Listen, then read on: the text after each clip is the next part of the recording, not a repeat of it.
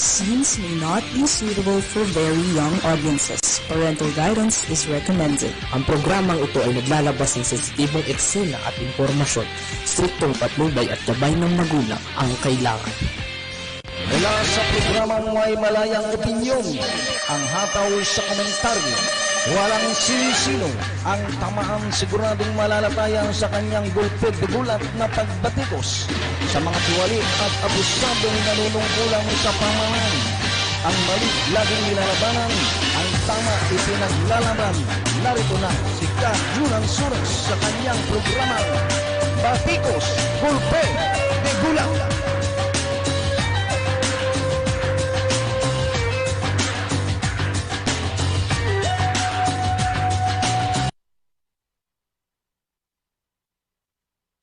Okay, isang magandang hapon Pilipinas, Luzon, Visayas, Mindanao, at sa ating mga buhay na bayani, ang overseas Filipino workers natin, no? At siyempre po, ngayon po ay araw ng Martes, ang programang Gulpito Gulat sa Kakampi Online. Okay, so bago tayo magsimula, no, binabati muna natin ng isang maligayang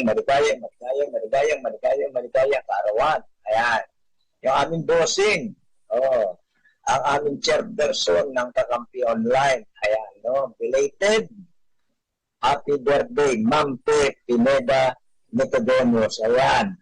Dapat magpapapansit itong si Ma'am Pe para long life. Ayan. Nakita ko kanina yan, yung kanilang sponsor. Ayan, no?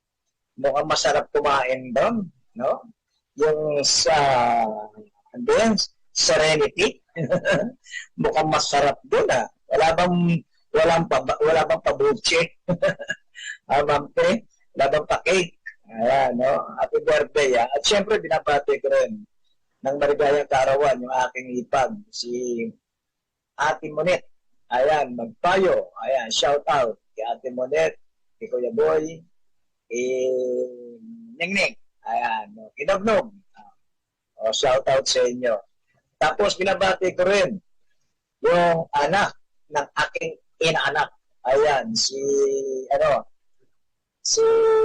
Aisa. Aisa yata ito pangalan niya. Itong si Alisa. Alisa Preio Tunyabo. Ayan, happy birthday. Sa lahat ng mga nagtiring ng kaarawan ngayon, happy na birthday pa. Ayan, happy birthday. At siyempre pag-usapan natin. Pero bago natin pag-usapan, kanina ganda ng guest niya ng public, sino yung public service, no? Yung spokesperson ng Bureau of Immigration. No? Congratulations, ha? Sa programa ng Sinoy and Public Service, talagang abot ng masang Pilipino yung kanilang mga guests, no? Yung kanilang mga panauwi, may mga nagsasalita, tagapagsalita. Sarap makihalo doon sa kanilang mga tinatalakay, no? Lalo na yung mga isyong napapanahon ngayon, no? Yung palang pamain ng pera, hindi pala under na ng immigration, no? At yun, nagkaroon ng paliwanag doon, yung tagapagsalita ng immigration. Alam niyo mga babayan, mahiwagaya yung immigration na yan. Punta na lang tayo sa Ninoy Aquino International Airport. No? Kahit pa paano, meron silang kamay dyan. Meron silang trabaho rin. No? Hindi common immigration, maliit. No? Hindi po malawak ang kanilang mga nasasakupan pagdating sa trabaho, lalo na yung mga pogo, no? Yung mga overstaying dito sa ating bansa, mga alien, yung mga may wanted na nakapapasok rito, tapos yung mga wanted na ginagawa itong taguhan, itong Pilipinas, ayan, trabaho na immigration, yung mga maganap na mga stay-in dito sa Pilipinas, dami rito. Ang daming TN rito, tago ng tago.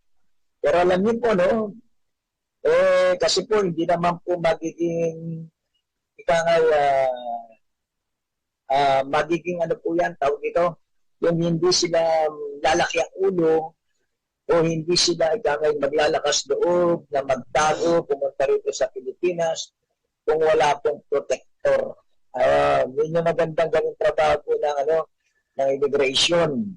No, saliksikin kung sino yung mga tiwali nilang mga tauhan ng Bureau of Immigration. Pero sabi naman po ng tagapagsalitaan ng BID, talaga nagtatrabaho sila, pinabago nila yung ikangay mga mali na ginagawa po ng kanilang mga tauhan. No? Very good po yun. At sabi nga mga babayan, mayroon po mga ikangay trabaho ang immigration. No? Pero masalimutan. Yung immigration, marami rin pong, hindi naman lahat, no? Marami rin pong mga nagbibigay ng mantsa diyan sa tanggapan na yan, no? Sa kagawaran na yan. At nagbibigay din ng mantsa sa sa ating bansa. No? Hindi lamang po kahihiyan ng ating bansa ang nakatayar yan. No? Yung pagiging Pilipino natin, medyo isa rin po sa mga nagiging usapan sa iba't ibang panig ng mundo. Kasi may kasabihan nga po tayo, no? Human responsibility, ang sakit ng kalingkingan, sakit ng buong katawan. Kapag halimbawa palpak ang trabaho ng kagawaran, ayan, magmamantsa po yan sa ating bansa. No? Magmamantsa yan sa nanunungkulan sa ating pamahalaan, partikular ang immigration. Kanina tinanong ko yung tungkol sa yung tungkol po sa proseso, no? Siguro naman po hindi kaila sa ating lahat laman ng balita tungkol yung mga turista, no? Yung tourist lang, yung mga pupunta lang sa ibang bansa para mamasyal. O, tignan yung magandang tanaw sa ibang bansa. Diyan naman po sa Bureau of Immigration, marami na proseso, maraming hinahanap, no? Mga requirements na keso hinahanapan ng ilang mga katibayan na sila'y bakit pupunta ron, meron pa silang ID, bibigyan naman ng valid ID, hahanapan pa ng ibang ID. Resulta po, mga babayan, yung aalis, hindi nakaalis. So, ang masakit pa po, bayad na yung ticket nila, hindi pa sila makalabas, hindi pa sila makapamasyal, uuwi ng hiwaan. Yung huli, yung rin pong batang, di ba, bibiyahe, papunta po ng abroad, pupunta na sa kanyang magulang, hindi rin po pinayagan. So, maraming keso-kesyo. Siguro yun ang dapat baguhin ng immigration, no? Pero ganun pa man, bayan, kung wala pong kakampi, wala pong magtatanong, no? Hindi po tayo magiging bulat sa mga kalakaran na nangyayari po sa ating kagawaran, partikular ang Bureau of Immigration. Okay, sige bayan, ang oras po, alas 2:27 ng hapon. Nag-umpisa tayo, alas 2:19. Paumanin po, no? Medyo na-late po kami. Alam niyo naman, kapag tayo outside broadcast, at kalimitan po nagiging problema po yung internet. No? Yung internet po natin, hindi man po not. No, mga kababayan. Medyo nanonood sa atin si Antinig at Tintig. Ayan, si Sir Cooper Taulugan. Ayan, no, shout out ka Cooper. Mabuhay ka. Good luck sa iyong tatahakin na ikangay gagawin, no? Para sa iyong mga gagawing paglilingkod sa gusto mong paglingkuran. Ayan. Shout out kay Cooper Taulugan. Nanonood sa atin. Ngayon, pag-usapan muna natin yung issue ngayon na kung saan ba yan, ito tsaka natin isisikmit yung barangay. Ayan, talaga ito, paborito ni Cooper ito. No? Pag-usapan natin yung barangay, pero pag-usapan muna natin tungkol po sa walang kamatayang issue sus Mariones, bayang kong Pilipinas. Sino ba mag-aakala ang bansang Pilipinas mahirap na bansa? Sino ba mag-aakala na ang Pilipinas ay walang utang na 13 trillion? Ayos na mga kababayan, no? Na, kung tayo, partikular ang inyong lingkod, no? Alam niyo naman po, pagdating po sa kitaan, talaga po mahirap kumita. Hindi lamang siguro po, no? Siguro lahat ng Pilipino, yung ordinaryong Pilipino, katulad po natin, na kailangan mong kumayod pagpa magpatuloy ka ng pawis, no? At ika nga, yung mga pedicab driver, kailangan pumadyak para kumita. Yung mga driver, kailangan mamasada, kailangan sagasaan yung traffic, di ba? Tapos po, ito ano pa mga babayan, na kailangan yung mga ordinaryong manggagawa na kumikita lamang po ng minimum na kanilang sinasahod. So sabi nga po, bayan, bago mo kitain ang isang pera, talagang dugo at pawis mo, ipupunan mo. Dito, bayan po, napakasarap ang buhay pala nitong mga nasa gobyerno natin. No? Particular ito mga malalapit sa kalan. Hindi kalanduan, malalapit sa kalan. Malapit sa sa kusina, kumbaga. Yung madali pong makatikim ng masarap na pagkain. Ito po yan, bayan po. Ang pinag-uusapan kasi ngayon, yung intelligence fund, tsaka yung confidential fund. Yung intelligence fund, magkaiba pala yun. No? Intelligence fund, sasaliksikin mo yung mga pinag-iinalaan mo na ikang kalaban ng Estado. No? Yan bayan, dahil naman i-invento yan Di ba? Intelligence fund. O sino ba yan? Yung mga mag-aasik ng kaguluhan sa ating bansa, yung mga kriminal, masasamang elemento, ayan. Kailangan mo yung intelligence fund na yan. Ngayon, kapag tinanong ka, saan mo gagamitin yung perang ikang hinihingi mo? Katulad ng confidential fund. Ayan.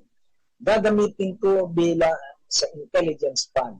Sasaliksikin ko ang mga gumagawa ng karumal-dumal na gawain, yung mga krimen. Yan po. I-specify nila rin. Gagamitin namin sa mga kalaban ng gobyerno sa masasamang elemento. Sino ba dapat bigyan ng confidential fund? Ng intelligence fund? Aba, syempre. Ang dapat bigyan ng intelligence fund, mga kababayan, siyempre sundalo. Diba? Yung talaga nakikipaglaban para proteksyonan ang ating bayan at ang ating masang Pilipino. Sino pa? Police. Diba? Sino pa? NBI. Ano pa? Sino pa? Defense. Diba? At kung ano pa yung mayroon pong koneksyon pagdating po sa pagbibigay proteksyon sa ating bansa, proteksyon para sa ating mga kababayang Pilipino. Diba? Sino pa dapat bigyan ng intelligence fund? Ito yung confidential fund. Ang Office of the President. Ayan. Dati, nagkano lang confidential fund ng presidente. Si Gloria Macapagal-Arroyo, 500 million lang yata. Tapos si Pinoy, 600 million. Walang maabot na billion. Pero na si Duterte na po presidente, anak ng pambong na buhay ito, biglang-bigla nagkaroon ng 2 billion o 4 billion. No? Mukhang maraming kaaway itong si Duterte. Sumobra yung kanyang confidential fund. O given na tayo, presidente yun, baka marami nagagalit sa kanya. Lalo na kung makapagmura pa siya pagdating sa national TV, wala siyang sinasang-alang-alang. Kahit sino minumura niya, kahit sino inaaway niya. Kaya naglagay siya ng bilyong pondo para sa confidential fund niya at sa intelligence fund niya. Mga kababayan. Sabi nga, given na po yun Pinabati natin, naka-shoutout sa atin. Itong si Dutch Edwin Reyes. Makiano po kayo dito sa aking tinatalakay, baka pwede natin ikomento. Ngayon mga kababayan, medyo nga po mukhang nagkakaroon ng idea. Itong mga, hindi ko sinasabing kamote, itong mga nasa gobyerno natin, kahit hindi nila kailangan ng confidential fund, nag-request na rin sila. Lahat sila dapat daw po bigyan na rin po ng confidential fund. Kaya nagbiro ko, anak ng kabote. Kung meron pong maraming kaaway, ang isang kagawaran o ang isang nanunungkulan sa bayan, number one po may kaaway po yung mga barangay official. Di ba yung mga chairman? Number one, may kaaway yan. Sino una-una nakakaaway yan? Siyempre, yung mga nagkakalat ng droga. Yung mga pusher. Drug pusher. Drug lord. Etc. Basta sila po yung mga frontliner. No? Bago dumating sa pulis, bago dumating sa sundalo, barangay muna. Ang bumabaka sa masasamang elemento. Kaya dapat sila bigyan ng confidential fund eh. Ay yung mga ordinaryong mga kagawaran na wala namang kaaway. Ang kanilang trabaho para lamang po magturo. Para lamang magbigay giya sa kabataan. Para magbigyan sila magandang kinabukasan. Dapat yung hindi kasali. Di ba? Pero sabi ko bigla rin po nagkaroon eh. Kasi nahalimbawa ko naman po, bayan ko, bakit si dating Vice President Leni Robredo hindi humingi ng confidential fund. Kaya sabi naman po nitong isang syoke na bakla, na dating tagapagsalita o dating loro, ni Pangulong Duterte, na itong si Raquel, si Roque, si Atty. Roque, anak ng Kulani, ayan bayan, kaya daw po hindi nang humili ng confidential fund o intelligence fund itong si dating Vice President Leni Robredo dahil yung mga kasama na sa paligid daw nito kalaban po o masamang elemento na kalaban po ng gobyerno. Kita niyo naman po bayan ko, no? Bakit ka kailanganin po ng isang Vice President? Ano ba ang trabaho ni Vice President ng araw? Anong committee ba binigay sa kanya? Wala, hindi ba? Siniro yung kanyang yung kanyang opisina, hindi ba? Walang binigay sa kanya. Binigyan siya ng trabaho na napikon sa kanya si Duterte tungkol po sa mga mga nagkakalat ng droga. Tapos nilagyan ng pondo, bandang ulo, tinawi. Kaya po, wala pong pondo o confidential fund o intelligence fund itong si dating Vice President Leni Robredo. Wala siyang confidential fund. Sabi po ni Roqueta, ni Atty. Roque, ano sabi niya? Paano nabibigyan ng confidential fund yan? Mga nasa paligid yan, mga nasa makakaliwang grupo, NPA, CPP, etc. Ito kumpara ito kay VP Sara Duterte. Isipin niyo bayan ko, sa atin lang, ito po ito lamang po, ayan, nanonood sa atin. Ayan, ala ko yung sige po, tuloy tayo mga kababayan. Ito yung sinasabi natin na ika natin yung trabaho VP Inday Sara, mga kababayan. Napakalaki po ng kanyang confidential fund. Ano lamang pong, kasi zero Di ba, nung pagpupo nila, wala naman talaga pong confidential fund. Itong itong DepEd. Wala po. Ngayon, dahil sila, sparring partner, itong silang dalawa ni Presidente Bongbong Marcos, tandem baga, binigyan siya ng inalat siya, binigyan siya ng pondo mula sa confidential fund ng Presidente, pinalundag po sa opisina ng Vice President na 125 million. At yun daw po gagamitin po bilang intelligence fund or confidential fund ng OBP. Mga kababayan, 125 million. Ngayon po bayan ko, dito po sabi nga Kapag may usok, may apoy. Kapag may apoy, may usok. Ganyan, budget deliberation, di ba? O, nanghihingi po ng panibago pong confidential fund. Itong opisina ni Inday Sara, ang DepEd. Ayun, siyempre po, hindi naman basta ibibigay yan. Bagamat maraming kamote, na mga congressman na walang kahirap-hirap ibinigay ang hinihingi ni Inday Sara. Siyempre, kaalyado. Bakit nahihirapan ko pa? Katulad na lamang po nitong si Agimat. Ano sabi ni Agimat? Nang nagba-budget hearing sila. No? Ano sabi yun sinasabi niya? Taya Senado. Ang aking kumare.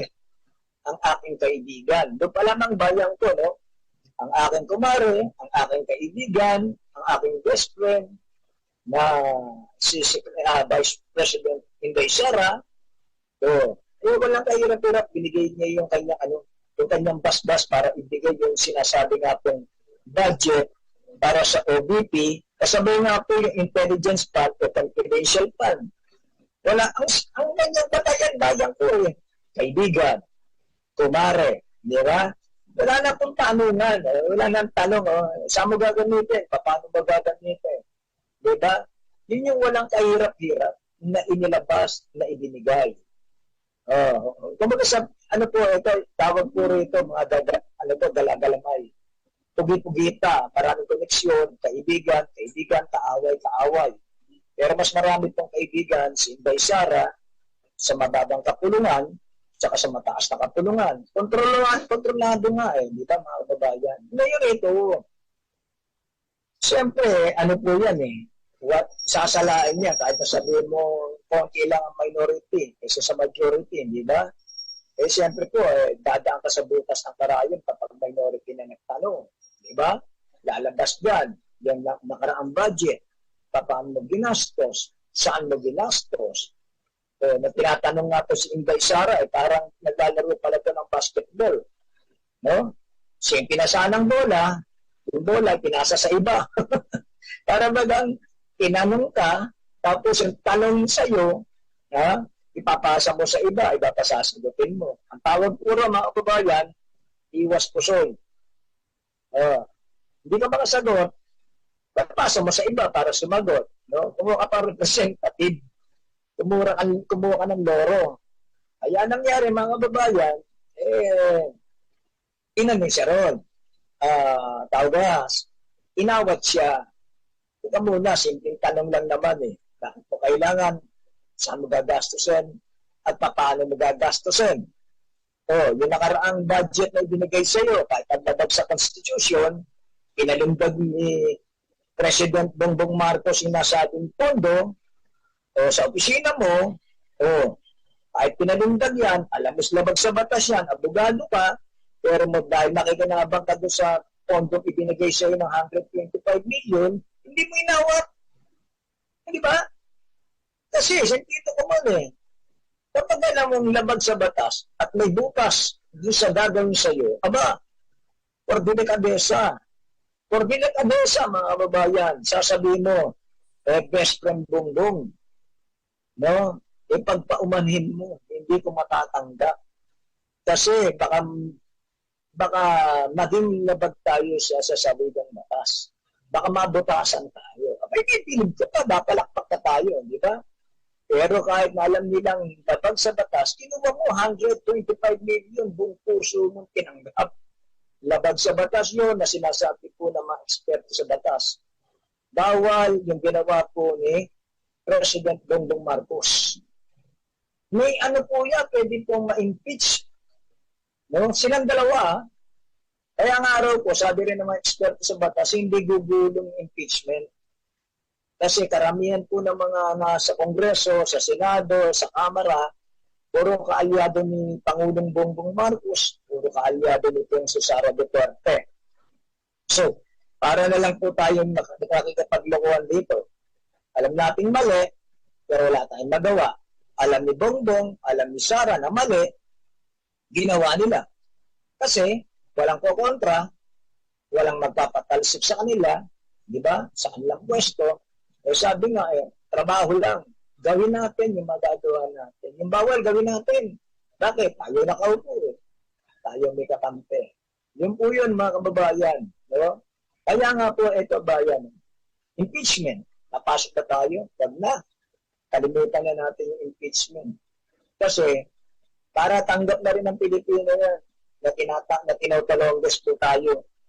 Kasi po, pag nagsalita ka ng na alam mong mali na ginagawa ng nanunungkulan sa gobyerno, lalabas ka pang kamote. Lalabas ka pang mali. Hindi po ba? Mangyayari, sabi nga po ng ni Samuel Martires ng Ombudsman, di ba? Tuwala lang. Tuwala lang daw ibigay natin. Walang resibo, walang katibayan, walang paliwalag. Basta tiwala lang. Yan po yung pinakamasakit na parte, no? Alam mo nagkakalokohan, alam mo nagkakagaguhan, alam mo nagkakaungguyan, hindi ka pakibo. Kasi sasabihin sa inyo, tiwala lang. Di ba? Yun ang parting masakit. Tiwala lang. Na alam mo, niloloko ka. Magtitiwala ka pa. So, ito po ba yan? Gumugulong po yung deliberasyon dyan po sa plenaryo, sa Kongreso. Yung 125 million ba yan? Ang pinagbabalitaktakan dito, 19 na araw mo lang inubos. Ang bilis na bayan, sabi ko nga, ang mga ordinaryong mamamayan, katulad ng moving food, bago kumita ng pera, bayan, minsan wala pa, di ba? Minsan wala ka pang kita eh. Tubo at pawis ang puhunan mo eh. Hindi ba? Para makakain ka, makatili ka ng gusto mo, kailangan pagtrabahuan mo. Kapag wala kang trabaho, hindi ka kakain. Pero itong mga nasa gobyerno, parang napakadali nilang kumita. Hindi basta kita. Hindi minimum wage ang pinag-uusapan. Hindi 570. Hindi 600 plus sa minimum wage. Ang pinag-uusapan ba yan? Daang milyon. Bilyon of pesos ang kinikita nila. Ang kinukurakot nila na walang kahirap-hirap.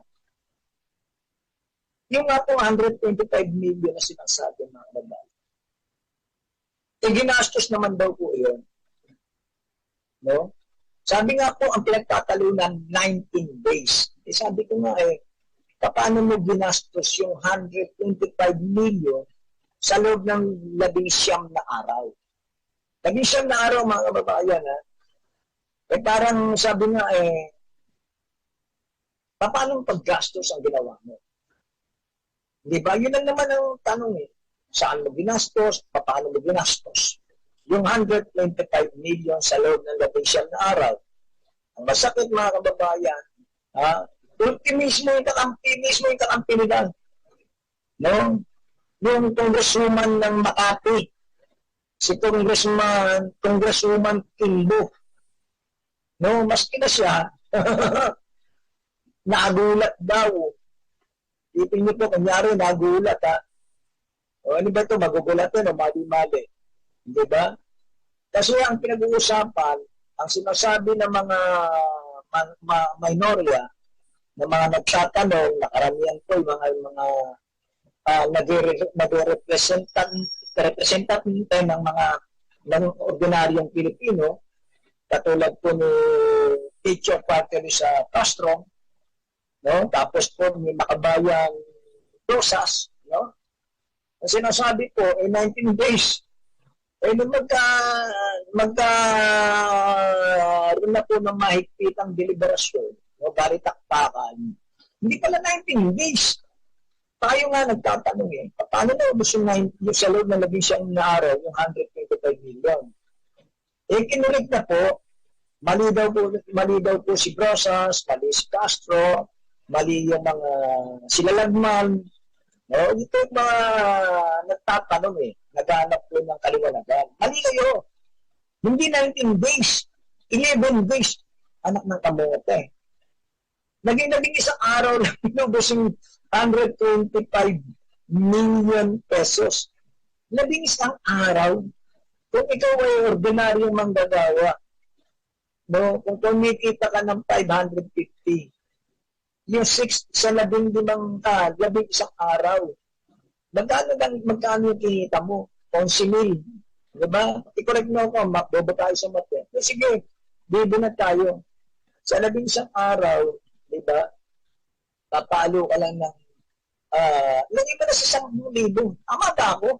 O 5,000 sa ismil. Kung 550 times 11, 5,500, talagin mo ng 11,000. Kaya ito ba mo 125 million sa loob ng 11 araw. Ngayon, naiipit na po ito si Kimbo, na kababayan, nagastos naman daw po ng maayos ng DepEd. Yun yung sinasabi nga pong 125 million pesos sa loob ng 11 araw. Saan nila ginastos? Di ba?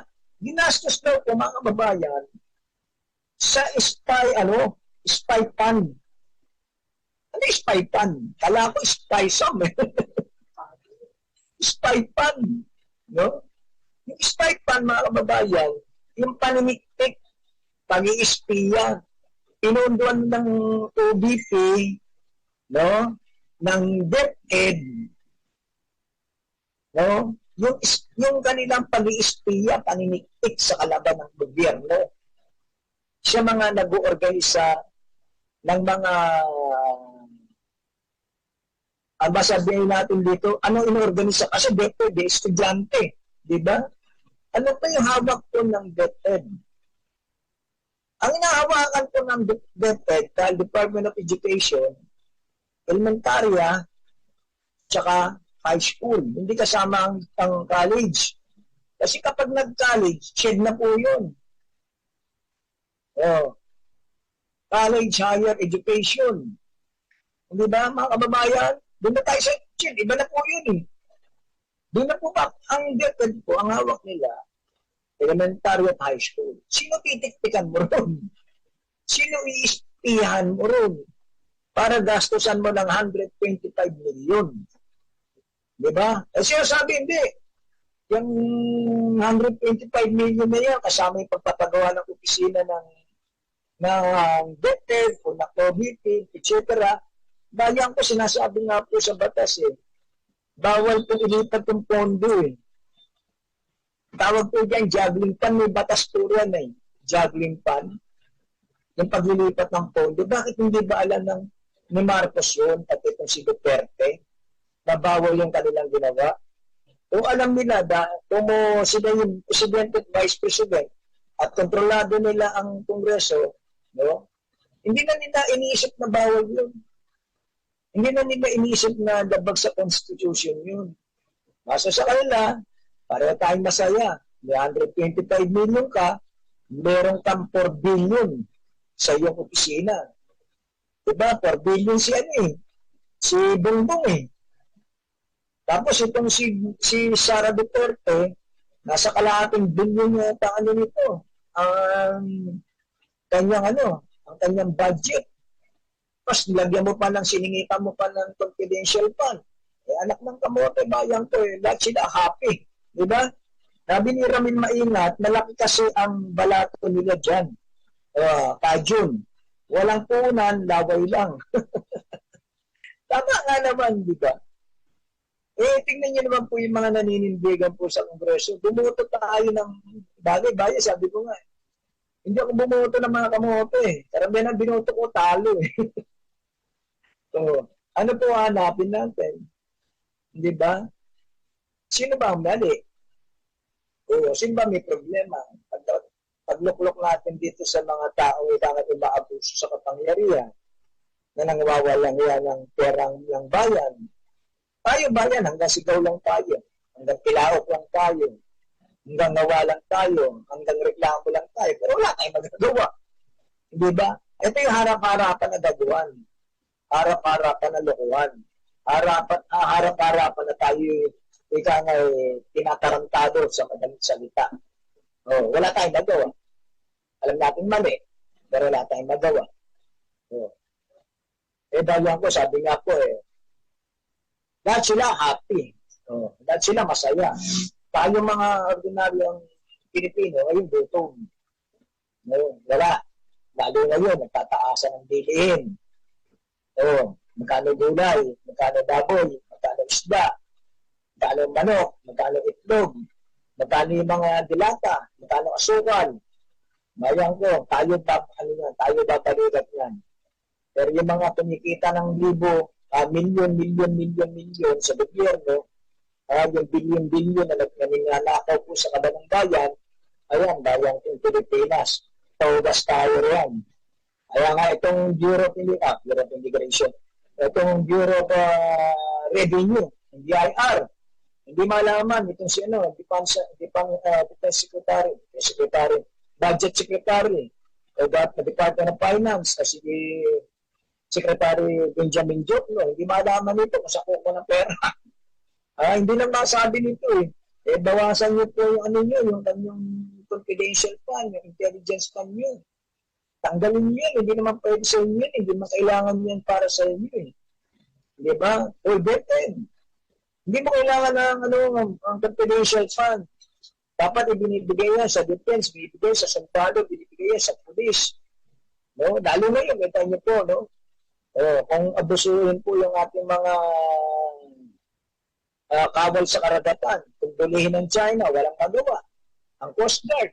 Kasi wala tayong armas na makabago eh, di ba? Wala tayong panlaban eh.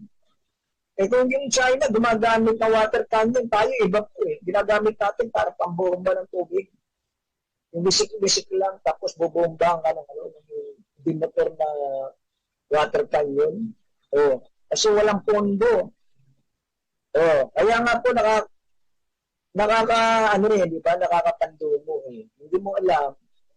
Kinakain na lang natin yung ating prinsipyo sa nangyayari. Lalo na itong mga magigiting na senador natin, magigiting na congressman, itong mga secretary, undersecretary, assistant secretary, wala silang magawa. Di ba? Kasi sila isang malaking puhita sila. Dala-dalamay. Hindi ka na pwedeng tumibo. Wala na po. Wala na yung sinasabing walk out. No? Pag gumagawa ka ng mali, bilang sekretary ng ganito, mag-walk out ako dahil mali ang ginagawa. Pero dito bayan eh. Ang sekretary na yun, binibili na yung posisyon. Dati, kapag sekretary ka, pipiliin ka. Yung isang leader, katulad po ng presidente, pipili yan ng magagaling sekretary. Yung pong merong pong may kakayanan. May skill, kaalaman, na ibibigay sa kanila. Bayan ko, ito karamihan ng sekretary, kamote, di ba? Di ba? At binibili na po yung posisyon. Hindi na pinipili. Baka kakalimutan nyo, di ba? Ito si dating spokesman din po ni Pangulong Bongbong Marcos Rodriguez, di ba? Pumutok yung pangalan niya eh. Hihingi siya ng 100 milyon sa gustong maging sekretary ni Pangulong Bongbong Marcos. Lahat po, bibilin mo yung item eh. Bibili ka na ng posisyon, hindi ka ilalagay, bibilin mo. Kita niyo po, karamihan po, hindi naman lahat, magnanakaw mula sa gobyerno. Kasi, binili na yung posisyon nito. Di ba? Diyan lamang sa Senado, mga babayan. Kaya nga, nanindigan ng Philippine Coast Guard ngayon, di ba? Yung boya, yung mga gomang lobo na inilagay po ng China dyan sa karagatan, di ba? Isang na rin po yan, isang insulto sa atin. Isipin mo, sakop mo, lugar mo, palagyan ka ng harang para hindi ka makapangisda. Di ba? Hinihintay ko na lang magsalita si Robin Hood eh. Ito si Robin Hood, sabi nga po bayan, ito di kontra, no? Alam po bayan kung ako, sabi nga po ni Robin Hood, di ba? Kapag hindi niya nagustuhan hindi niya nakuha yung gusto niya tungkol sa pagbabago ng Constitution, magre-resign siya. Para si Duterte ito.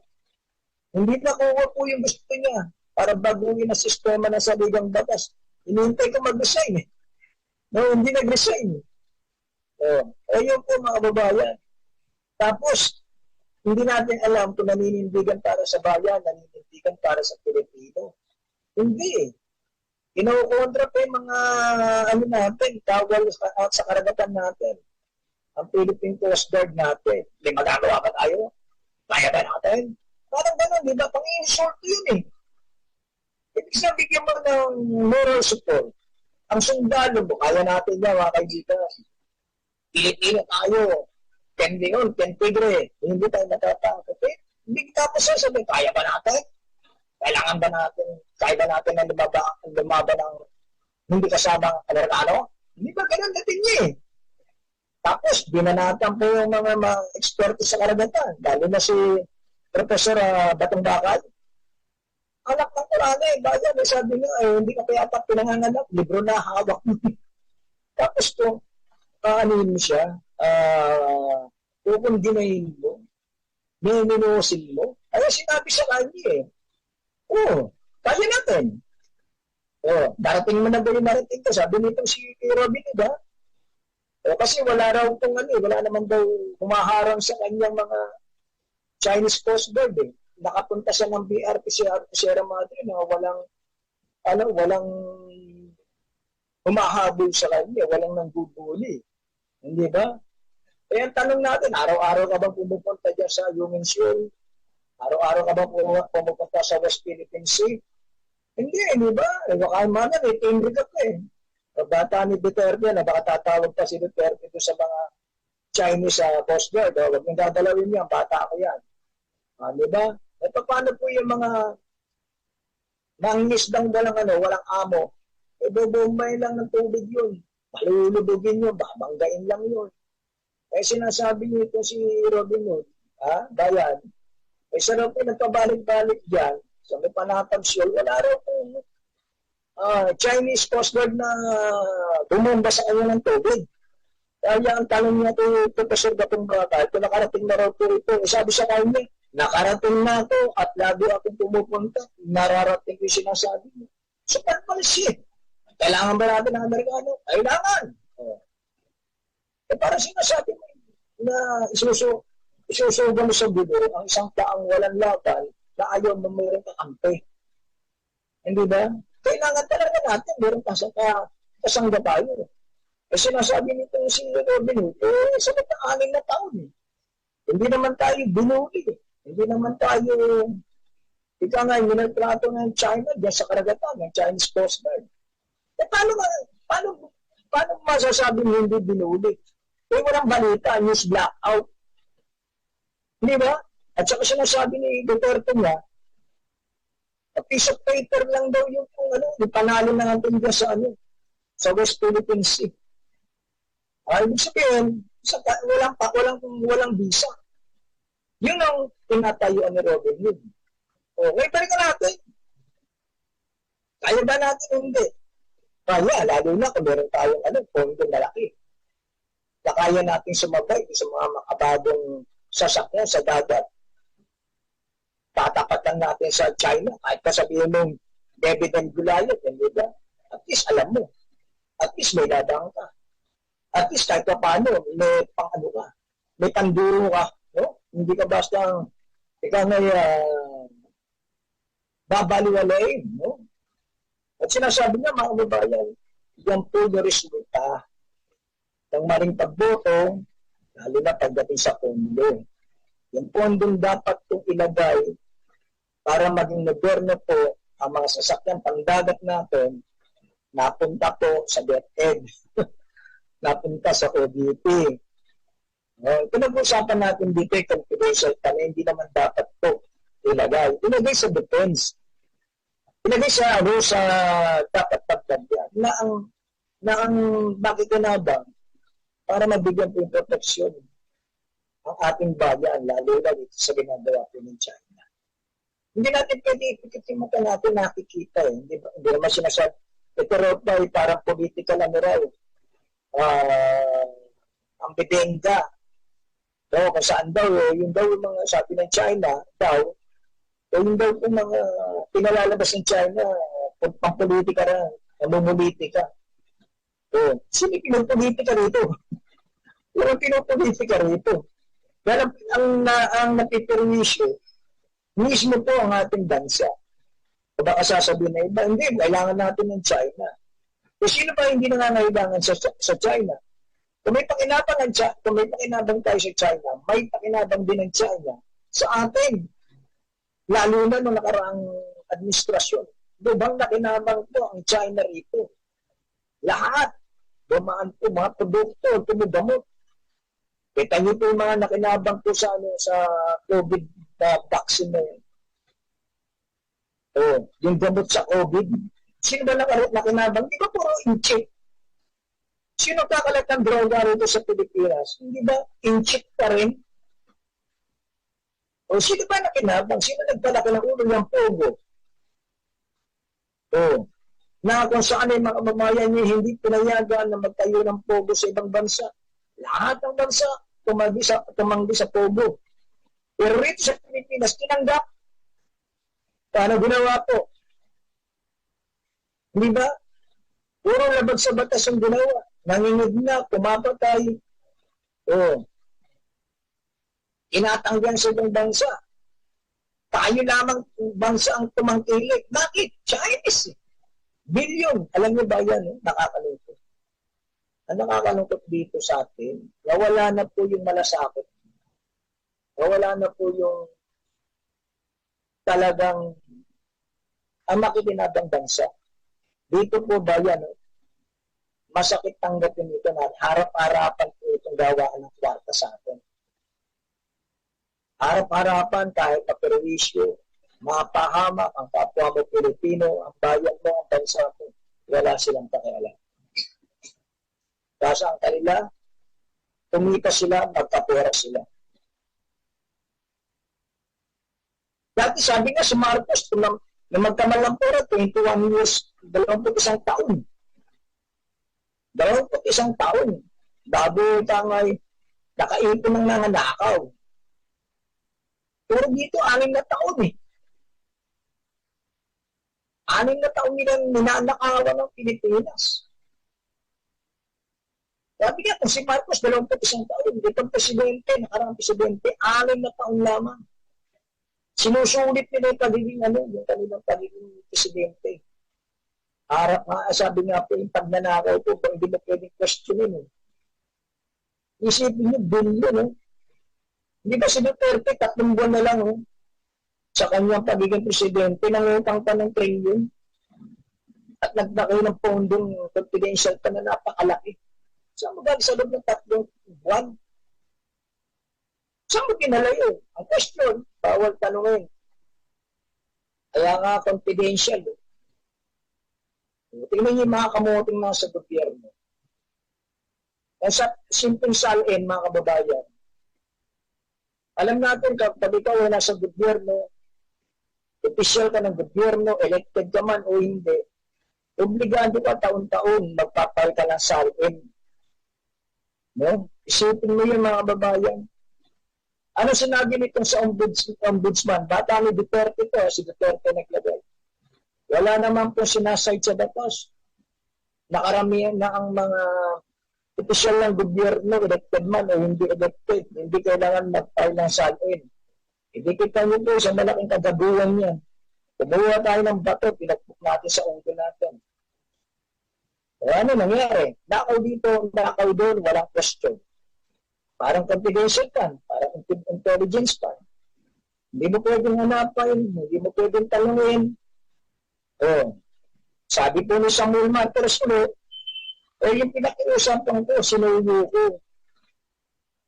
Ginamitan ko ng intelligence.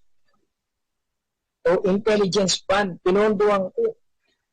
Tapos tatanungin mo ko, bawal yun, hindi rin pwedeng tanungin. Hindi, ganun na lamang. Magnanakaw na magnanakaw, pero wala pong bawal tanungin. Wala kang maghanap. Basta sasabihin mo, sasabihin sa'yo, mag-ano ka na lang. Magtiwala ka na lang. Nakakalungkot, mga kababayan, yung ganun system. Hindi ba? Alam mo may nakawan na nangyayari, hindi pwede magkaliwanag. Alam mo mayroong mga katuwaliang nagaganap, hindi pwedeng sabihin. Kasi confidential. Dito ba yan? Kaya nga po lumabas yung spy pan na yan. naiipit eh. Di madali naman mag-invento, hindi ba? Ginastos ko sa ganun, ginastos ko sa ganito. Oh. Ano magtanong? Yun po parting masakit. No, sana po, nabisin po yung mga Pilipino. Kaya ba natin tanggapin hindi ganitong ginagawa ng mga nasa gobyerno? Harapan ka ninanakawan pero wala kang magawa. Harap-harapan na may nakikita mo may mali pero hindi ka makapagsalita. No? Ay nakabayang itong Pilipinas. No? Pero punta tayo sa isang issue. Oras natin, alas 3,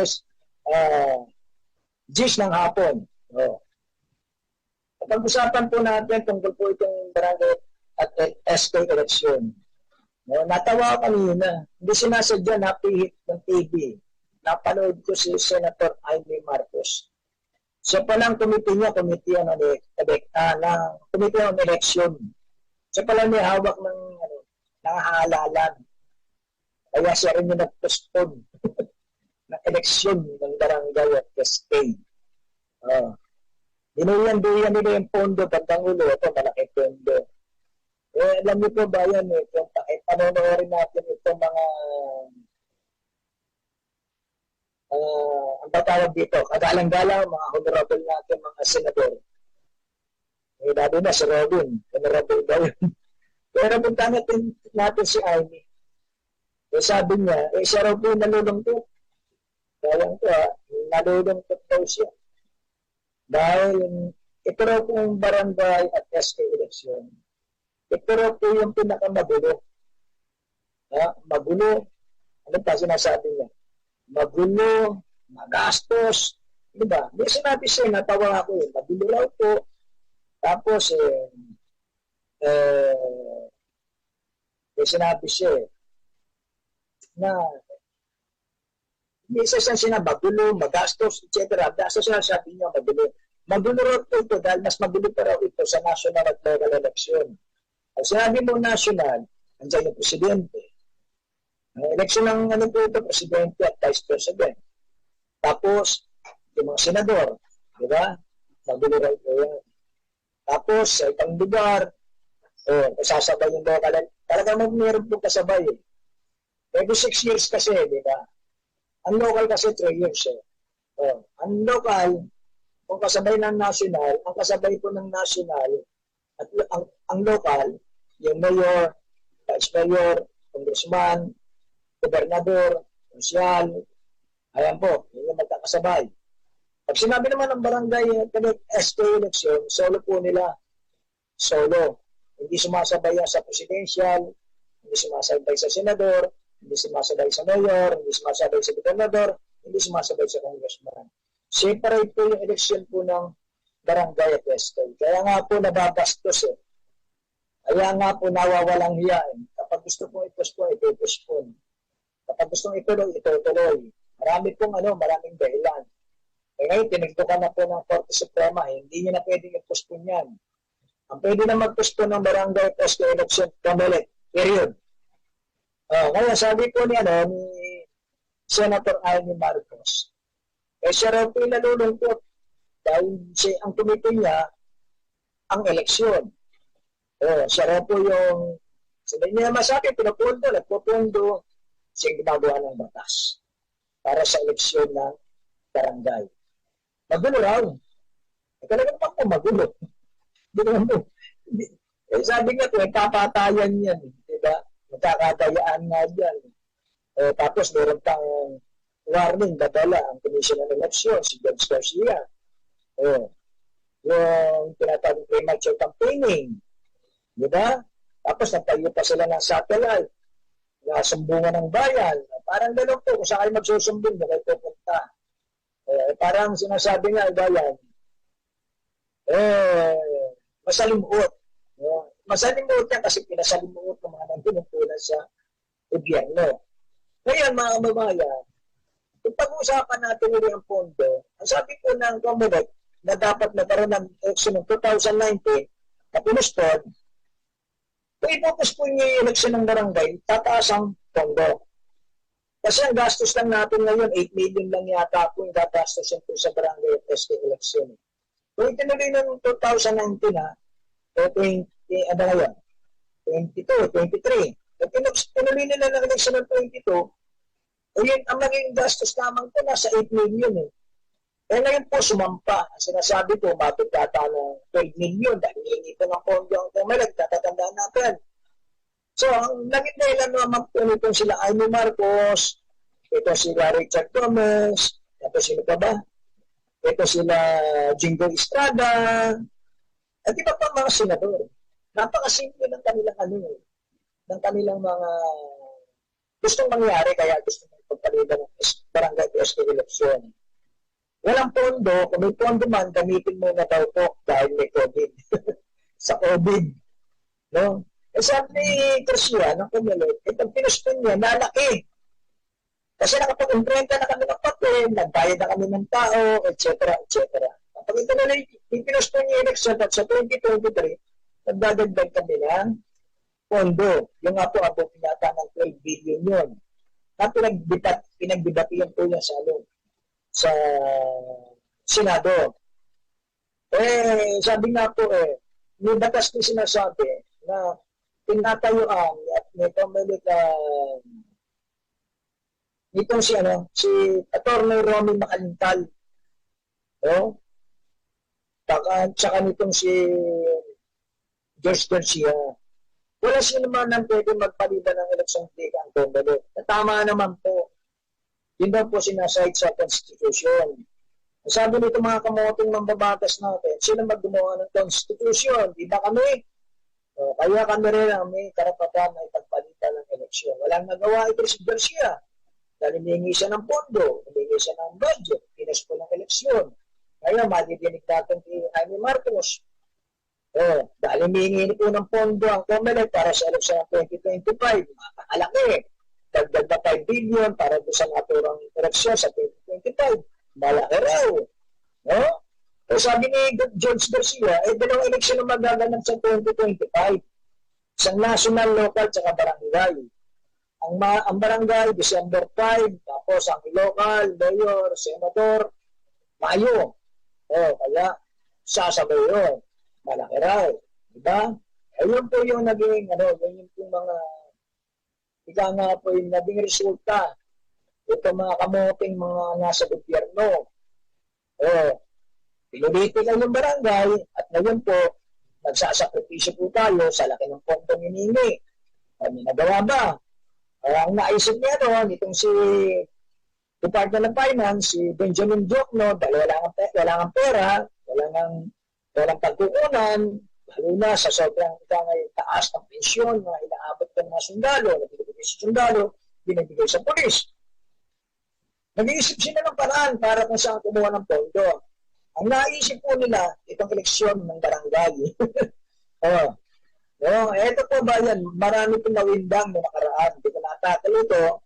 Dahil marami rin po nagsasabi, bakit kailangan ang mga kandidato sa barangay, chairman, kagawad, SK, magbabayad ng 500 piso sa BIR para makapagkandidato itong mga gustong kumandidato sa barangay, 500 piso, mga babayan. Napakalaking pera, di ba? Bakit nga po? Kailangan po ng gobyerno natin ng pera Dahil walang pagtunan mga kababayan. Pero ito, babalik na naman tayo. Bakit kailangan ng pera? Kailangan ng pondo. Saan kukunin? Walang pagkukunan. Wala pong pagkukunan. Kaya yung mga naiisip nilang pamamaraan para magkaroon ng pondo, ang ating gobyerno, yung eleksyon po ng barangay na nakita, magaling pagkaperahan. Pero kinontes po, bayan. Pinag-usapan, nakarating ng Korte Suprema, at kinontes po sa Kongreso. At sinasabi nga po, hindi po dapat. Pasamantala, hinulog po ito. Bakit nagkaroon po ng singilan ng 500? Pero ang batas po, bayan, na sinight po rin. Na ginawa po pinirma ni Duterte nyo. 2019, mga babayan, kasi yan pala kung pagkandidato sa barangay, sa Davao, meron palang bayad dyan, 500 piso. Ayun po doon sa impormasyon na sinabi sa akin, huwag lamang itong fake news. 500 piso ang babayad ng kandidato, nakakakandidato sa barangay. Siyempre, marami pong gusto. Para meron pong entrance fee at tinatawag bago ka makapasok, bago ka makasali, bago ka muna na 500 piso. Nag-click naman daw po yun doon sa Davao. Kaya naisip nito si Duterte, gawin daw pong nationwide na yan, pang Pilipinas, maraming kumontra. Kaya pansamantala po, nahinto yan. Doon na mga kababayan, tayo po nagpapaalam na sa susunod pong Webes, panoorin mo kami, pakinggan mo kami, kasama Jet Corpus sa programa namin dito Bugulat at Truth and Knowledge dito sa Kakampi Online. Dahil mga kababayan, ito mga kababayan, Kadyo Nasuros, maraming salamat po, Mas Sara Mabini Ibig na nanonood sa akin. Sana po, lagi tayong kamay matinat at maging mulat sa nangyayari po sa ating paligid. Shout out, kabayan, WIP.